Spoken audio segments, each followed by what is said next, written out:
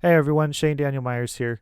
I was just working on this piece. It's like a suspenseful kind of thriller trailer piece, and I thought it'd be a good opportunity to demonstrate some orchestration techniques. Specifically, what I wanted to talk about was when you're writing string parts. Oftentimes, when you're working with samples, or even just even if you're working with live instruments, but especially samples, when you write your string part and you put it in the middle of everything, a lot of times it ends up sounding thin, or at least thinner than you'd want it to. So this is a video about how to thicken up your strings using doubling. This is a very widespread used technique in composers and arrangers, orchestrators, involving doubling string parts using other instruments and other sections of the orchestra. Specifically, I have a lot of low strings happening here, and the cellos, contrabass, violas coming in later.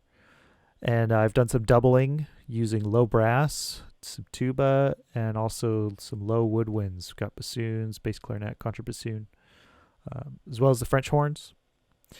So first I'm going to mute my woodwinds and my brass. And I'll play back this section here where the violas come in. So you can hear the string sample, the strings by themselves.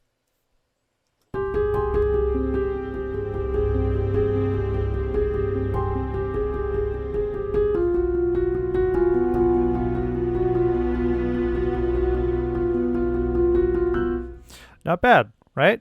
Now I'm using pretty good samples for my strings. I've got the Spitfire symphonic strings. These are kind of my go-tos for doing a lot of string work. Really great sounding sample library. But even still, you put it in there, and by itself, to me it sounds a little thin. It could use a little more presence, a little more body.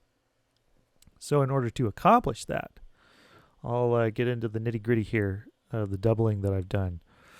First, to show you the string parts, really simple, just kind of doing octaves. We've got the contrabasses here, cello here, violas on top. So when you're doing doubling, the first thing you need to consider is range. So when you're doubling a contrabassoon, you most likely won't be able to use the same instrument that you would use to double the viola. You also have to think about timbre. What instruments are going to blend well with each other? For this example, I've chosen some mellower sounding instruments because I don't want the doubling to be very apparent. I want it to be fairly transparent. I want it to have the effect of making the strings sound bigger than they are. So I've doubled the tuba with the contrabass, as well as the contrabassoon and the bass clarinet. Those are both in the same octave. So those are both. So all of those are going to be bolstering up the contrabass. My French horns are doing 2 octaves, and this is going to double simultaneously the violas and the cello. Same thing with the bassoons. Really common technique you see with bassoons is that they are done in octaves. So I'll go ahead and play back with just the strings again. Just kind of refresh your memory.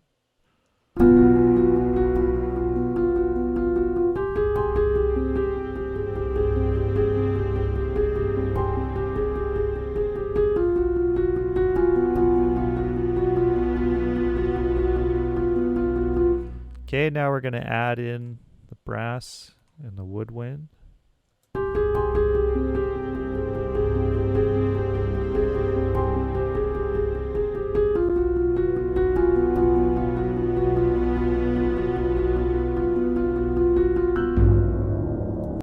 It's subtle.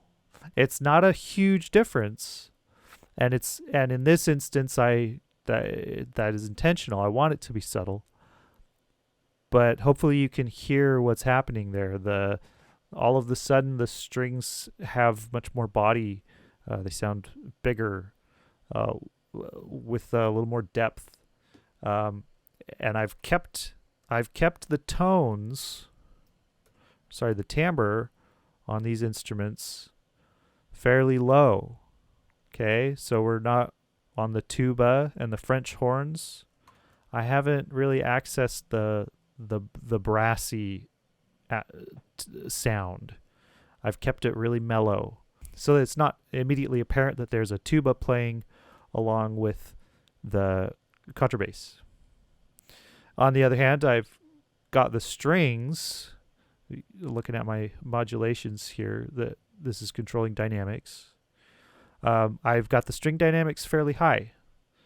So what your ear hears first are the strings. You hear the high, the kind of buzz of the bow going across the string, and that kind of woody timbre that the strings have. And then with these woodwinds kept at a pretty low volume, pretty dark timbre, and that kind of gets you that effect of making the strings sound bigger than they are. I'll go ahead and play it back again, and I'll kind of mute and unmute the woodwinds and the brass just so you can hear more of the difference. So here's everything.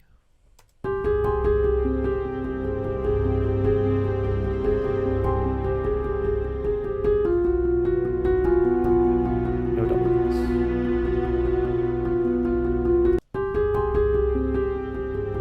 Again, no doublings. And we'll add them in.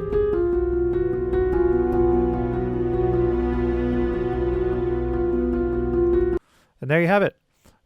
Great way to get your orchestra sounding full, utilizing all sections, and making your string parts sound a little bit bigger than you might think they actually are.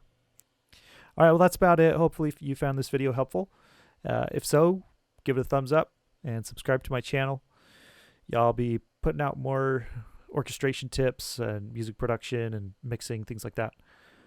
And leave your comments on what doublings you like to use, or if there's any sample libraries that you like to use. Start the conversation rolling. All right, till next time.